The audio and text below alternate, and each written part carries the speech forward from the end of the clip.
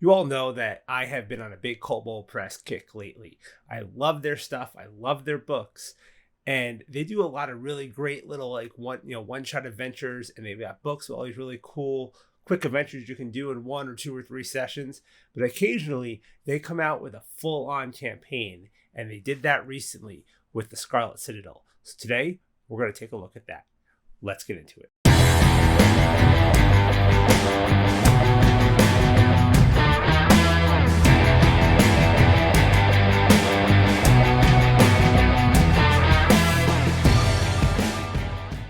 Hello everyone, I'm Joe and welcome to the DM Toolbox. Before we get started, don't forget to go ahead and subscribe to the channel, like this video so I can keep bringing you more great content.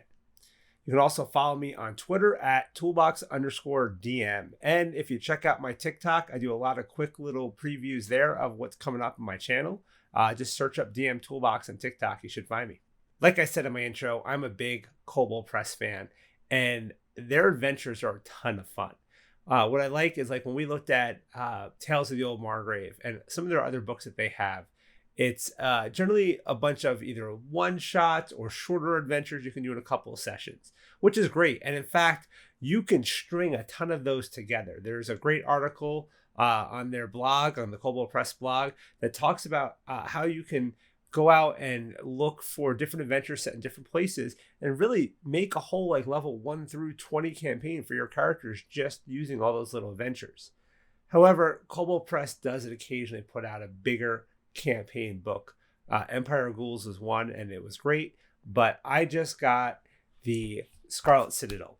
I had missed this on Kickstarter, unfortunately. I really regret that. But fortunately, they got some of their collector's editions up in their store, and I grabbed one of those because I'm a big fan of this look. I really like the way this book looks. The regular book art, the regular cover art is also super awesome, but it's nice to have these special covers. I think it's a lot of fun.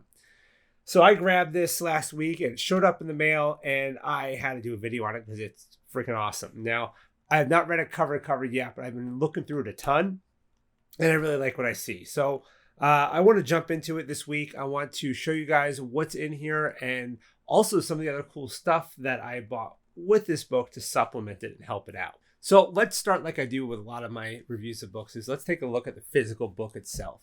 Now, like I said, this is the limited edition cover. So it's kind of got this black, almost leathery type material with the red imprint here. That's just really nice. It has a nice feel, nice look to it. I like that a lot. You also see the red head and tail bindings on it, which I love.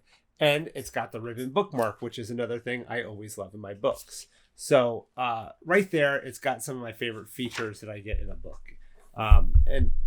Always nice to have these. The inside cover, when you first open it up, gives you this cool little sideways view of the artwork as well. And in the back here, we have the same, but there's also a nice little pull-out map of Red Tower, which is the town near the Scarlet Citadel. As well, on the other side, there's the map of the Citadel itself, that same kind of side view that we're just looking at on the cover. So that's all super cool.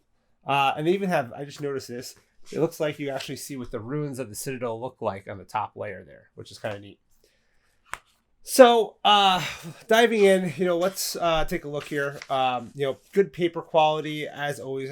It's all the stuff I expect at a Kobold Press. High quality, great layout, fantastic artwork, all there, cool maps, everything I want to see in a Kobold Press book, I'm seeing. So, I'm kind of at the point now where I'm just, I'd be more surprised if it wasn't high quality.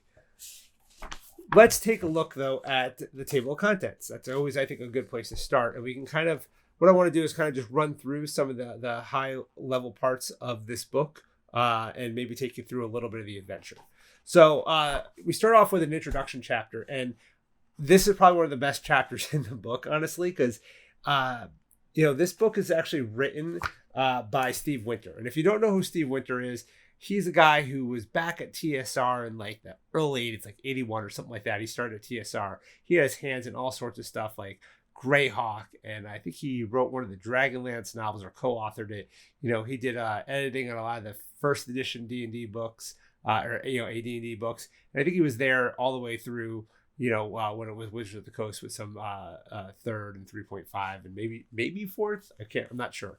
But he was in there. He was there a lot. And even once they went 5th edition, I don't think he was still there, but he wrote Hoard of the Dragon Queen, which was, like the first 5th edition or first or second 5th edition adventure. And he also wrote, or at least partially wrote, I think, Tome of Annihilation. And Tome of Annihilation is another dungeon crawl, much like the Scarlet Citadel. So Steve Winter, he's one of the best in the industry, especially for stuff like this, like a good dungeon crawl, which is what the Scarlet Citadel really is a dungeon crawl.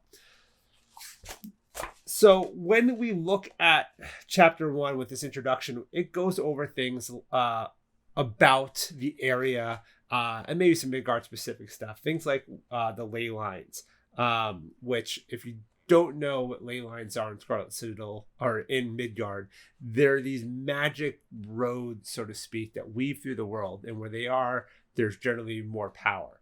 There's major ones, and then there's smaller ones. It's almost like a nervous system or your circulatory system. It veins out all over the place. But where those major arteries are, there's more power. And the Scarlet Citadel happens to sit in a place where there's a lot of power. I think a couple ley lines actually kind of cross over in this general area. So there's a ton of power there, which draws all sorts of people there, which is why the Citadel is there, which is why the bad guys have come here now and everything. So, the ley lines, you'll find ley lines just drive a lot of the stories in Midgard settings. There's always somebody looking to, occupy a place where there's a ley line. It's just kind of a thing. But it also goes over things like, sound and light and traps, secret doors, locks, all sorts of stuff like that. And, it's more like reminders. It's good stuff to remember as a DM. Stuff that maybe you sometimes forget, like, when you bang on a door or when you have a fight, that sound's going to draw other creatures in. Sometimes when we run these, we say, okay, well, we do this room, then we do this, this room has got some goblins in it, and the next room's got some guards in it. Why didn't the guards run into the room when I was fighting the goblins? They're just one room over. So it kind of keeps you aware of, don't forget that, if you're not careful, you could draw more bad guys in. He talks about, traps and doors and, just keeping things in mind to make the dungeon a little bit more alive, more living. Stuff that, like I said, sometimes as a DM we overlook. Don't forget things like when you roll a perception check in the dark, even with dark vision, it's only dim light. And, perception says, when you roll a perception check, the rules say it's at disadvantage if you're not in normal light, even, in dim light. So a lot of people are like, oh, dark vision's, so overpowered. Nobody needs a torch. Well, they still have disadvantage on their checks. So that's something I think a lot of DMs, and I'm probably guilty of it, we kind of overlook sometimes. And it's just a reminder to make sure that you're doing that kind of stuff, because it does make it more challenging. And this dungeon is going to delve down into the depths. We're talking about a citadel, but it's actually not going up. We're going down below ground. The Citadel is ruins, as I showed you on this map. It's the levels that we're going to get into below it that we're going to be exploring. So we're going to get, deeper and deeper. And, actually, it makes me think, I did a review on AAW's Survivalist Guide to Splunking a couple weeks ago. That might be a good book to pull off the shelf and think about some stuff I want to use from that, especially maybe the rules around light and things like that. As we get down into the lower levels, there could be some interesting stuff that I could use from that book in this adventure. Chapter 2 talks about Red Tower. Red Tower is the town. I actually showed you that map a minute ago, but Red Tower is the town nearby, and it's cool. It's a nice little living town. A lot of there's people there. There's NPCs there that you could talk to. There's things to do around there. There's areas to explore around there. There's stuff going on there. And a lot of it's intertwined with what's going on at the Citadel. So, your characters can kind of have some stuff there before they even get to the Citadel. Maybe they go to the Citadel and retreat back to town at some point. And, there's things going on there. There's information to be had there. They might want to do some research on the Citadel before they go there. Maybe they can find information out there before they go and be better prepared. So the whole town is kind of cool. Again, Steve Winter wrote this. He also, did TOA, Tome of Annihilation, and definitely kind of has that feel, like on a smaller scale, where instead of like we have Chult and the jungle, we've got this small village and the surrounding forest. The dungeon itself is, probably equally deadly, I would say. I mean, I've run Tome of Annihilation. It's pretty brutal. I haven't read every single detail of this, but from what I'm seeing of it, it could be pretty deadly. There's encounters in here that are designed for your players not to be able to win, that they need to figure out something better, get around it, negotiate, run away. They're not going to be able to, fight every battle and win. It's just not going to happen. This is for characters levels 1 through 10. So you might end up, by the end, maybe being at level 11, but you're starting off, probably by the time you get into the dungeon itself, maybe level 2 or 3. So you're going in early, and it's not going to be easy. I mean, it's designed to be hard. So keep that in mind. And, if you want to scale this up, you totally can. I don't think it's too hard to scale this. If, you did some other stuff, maybe your party started off in Zobek and, they did some stuff there, and along the way, and they're level 3 or 4 by the time they get there, level 5 even, you can scale stuff up a little bit. It's not, not that hard to do. After the town, we can start heading over towards the Citadel itself. And the Citadel, basically, when you get there, it's ruins. Level 0, as they call it, is ruins. And it's, over time, it's been occupied by bandits and all sorts of people that have used it as a base. Maybe adventurers that have used it as a base of operations, things like that. Currently, there's some harpies there. You got to deal with them. They also, I think, give the town some problems. So there might be kind of a seed there, in town about the harpies and things like that. So that's level 1. And then there's like a hole in the ground that's going to get you into, the Citadel proper, the dungeons of the Citadel, which is what the next level is. It's the dungeons and the crypt. So as we go down here, right, we have our ruins, and then we have the dungeons and the crypts here. And this is just a side. This is not like an actual map. There's actually maps of the levels in the book. So I'll give you a quick glance here just so you kind of see. So here's the ruins up top around. And then, when we go through, I think this hole right here, right there, there's a little hole in the ground. When you go down through that hole, you'll come down into the first level of the dungeon.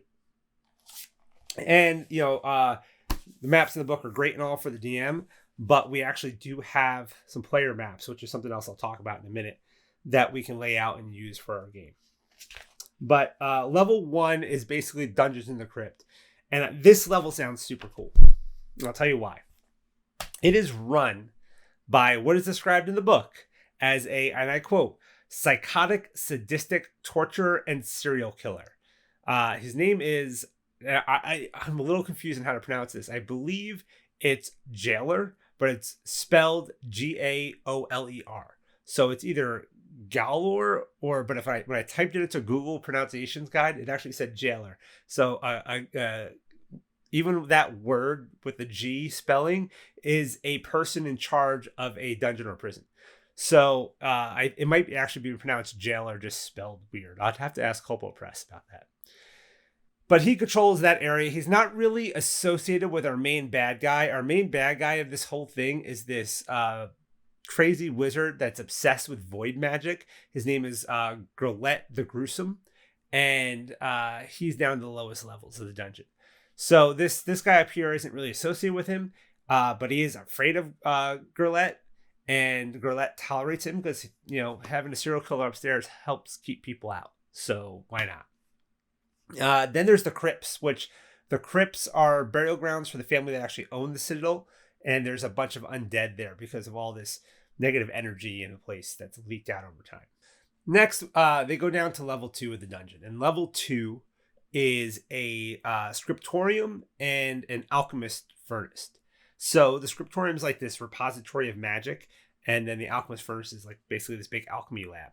And there's 2 main baddies here. There's this gnome wizard and there's this human alchemist. And the gnome wizard basically wants to unlock the secrets that are in the scriptorium. And he actually is one of the main bad guy, Scarlet the Gruesome. He's one of Scarlet's lieutenants, kind of his I wouldn't say second in command, but let's say he's third in command. And when Gurlet needs somebody upstairs to maybe do some stuff up on the surface or the higher levels, he sends this gnome wizard. The alchemist is this crazy human that is obsessed with oozes and slimes and likes to make strange variations of those. In fact, if I can find it real quick, I probably won't find it real quick, but there is here it is. I found it. There's even a dire gelatinous cube, which is really cool. Because, why not make it bigger? And there's a gelatinous cube orchid jelly hybrid. So yeah, this person likes to really experiment with some of this stuff. So that level, let's go back to our little side view map, is this one here. So yeah, you can see right here, we've got kind of the scriptorium, and then over here is our alchemist kind of section. Then we go down to the next level, which this is a kind of a cool level. And this is where maybe some research pays off and things like that. Because this place was built by dwarves, like, I want to say it was 150 years ago. These dwarves that were allied with the people that had the Citadel at the time, they built this place. And when the Citadel fell, they stood there. They're like, well, we have this awesome place here. We're going to stay here. Well, apparently they used Trollkin as some of their labor, and the Trollkin knew about this place, and they came and took it from the dwarves and kicked the dwarves out. So now there's a bunch of Trollkin there, and these Trollkin are tough. So your players are going to be dealing with these Trollkin, and they might not be strong enough to really deal with it. So they have the Trollkin are not allied with Gurlet, but they also are scared of them. So can your players negotiate out something to work out with these Trollkin, or are they going to fight their way through? Either option is going to be extremely difficult. So this is a super challenging level, in my opinion. I like, as a DM, I'm sitting here, I always like to think, like, how many players would get through this? I have no clue. It looks super hard. I'd be scared if I was a player at that point. But then they go down further. They go down to level 4, the Bat Caverns. This is an interesting level. So this is this one here. And the Bat Caverns, basically there's kind of like 3 groups here.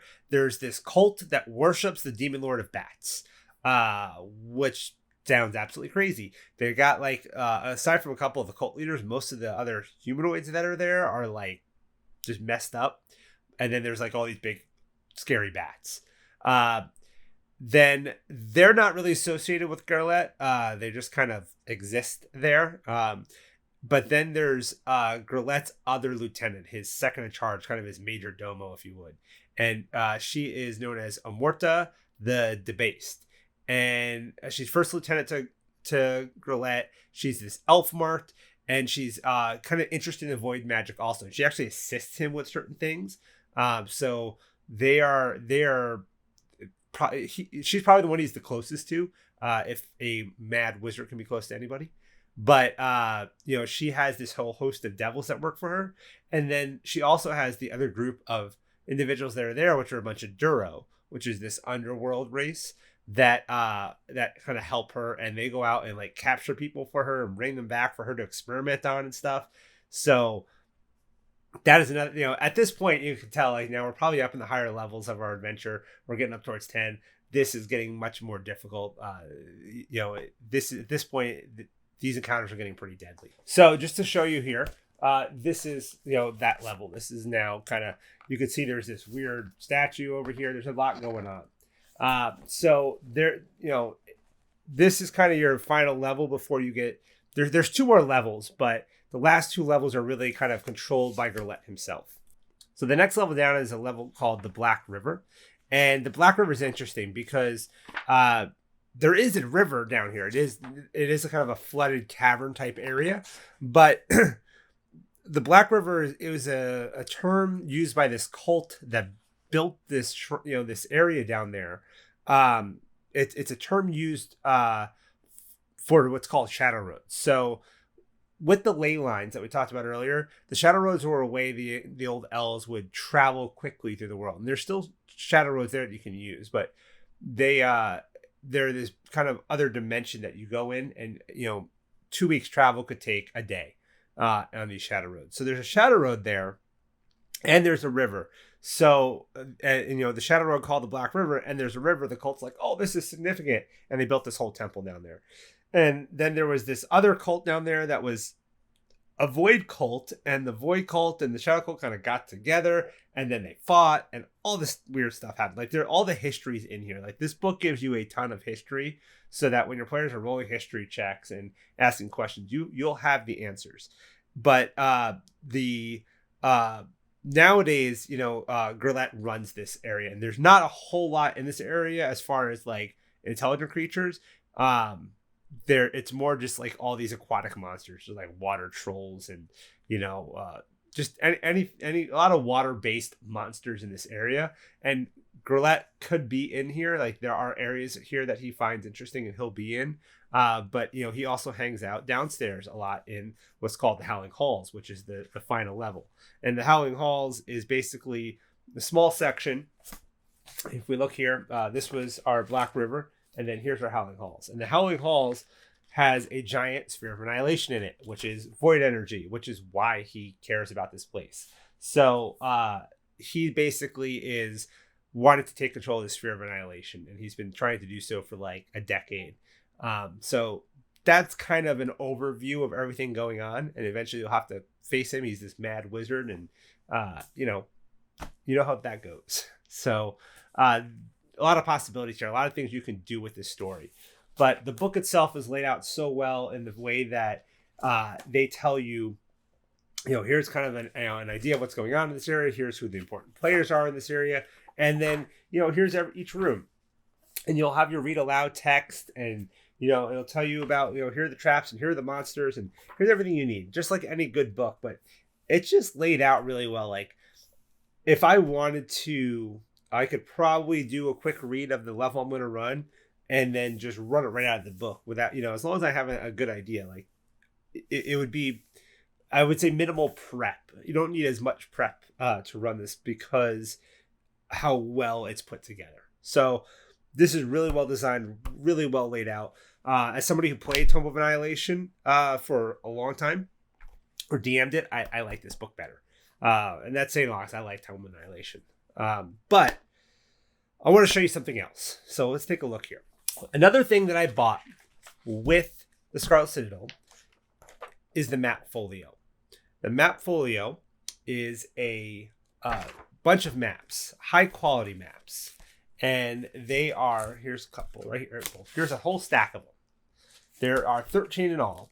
And they are these thick, high quality maps, double-sided for the most part, except for the one, because there's 13. So we have seven poster board things here, all double-sided except for one, that we have. And then there are these overlays that I can lay on top of certain sections of them when things happen. And the book will actually say, there'll be a section like, lay this overlay on top of the map at this point. So the book tells you exactly when to use these overlays. So let me show you here how this works. So here's a couple of the maps first. I want you to kind of get a good look at these maps. So the maps themselves are big, right? They are a decent size. They are nice, high quality, thick, right? These aren't like the map in the back of the book, or the maps you get in the back of, a lot of books, which are always great. Don't get me wrong. I don't want to knock having a map in a book, because I do love that, like a fold out map. But these are not that paper. These are thick. I'm almost wondering if I could use like a wet erase or dry erase marker on these. Like, they're so nice and firm. And take a look. I mean, here's a few of them. It's not every one of them. I didn't want to put every map up on here, but you can see a few of them. And then let's look here now. We have like a map here that is of the alchemist area, and there's these 3 vats. And when the vats burst at some point, we can lay the overlay on top of it. There's this other one that's this crystal room, and there's actually 2 overlays for this crystal room. And when the room changes, I can lay the one overlay on, and then I can lay the other overlay on. So that's kind of nice. There's another one over here where we have, a hallway that's trapped with a spike trap. And when that goes off, bam, I can lay that on the table and, show how the room has changed. So there are actually 20 of these overlays in all. And, not every map has an overlay. Some maps have multiple overlays. But this is by far one of the coolest things I've seen a publisher do.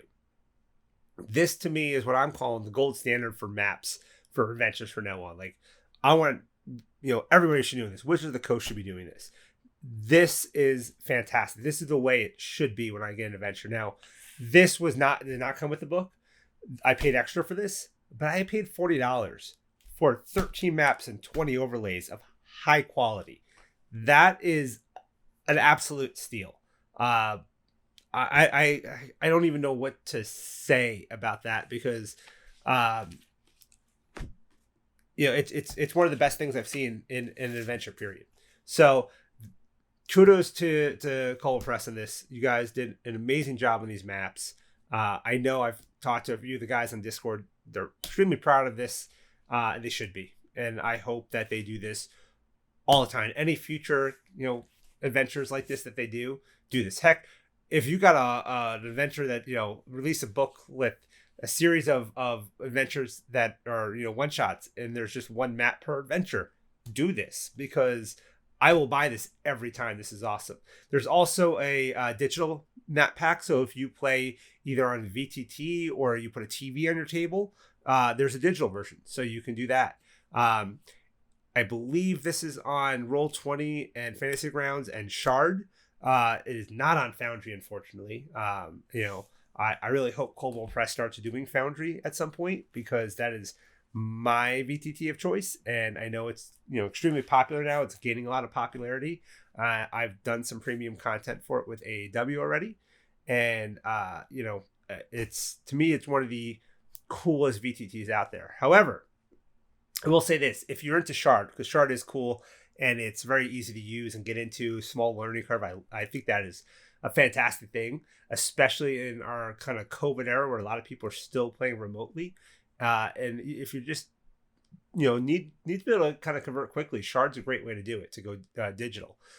Head over to Mr. Tarask's YouTube channel, and he has links there because he is a sponsor with Shard, and Kobold Press works closely with Shard, and I believe he has some discount codes to buy Scarlet Citadel on Shard, as well as some other Kobold Press books. So if you are a Shard user, I'm telling you to go check out Mr. Tarask, and he's got links on his channel where you can buy stuff at a great discount, like 10% or 20% off or something like that.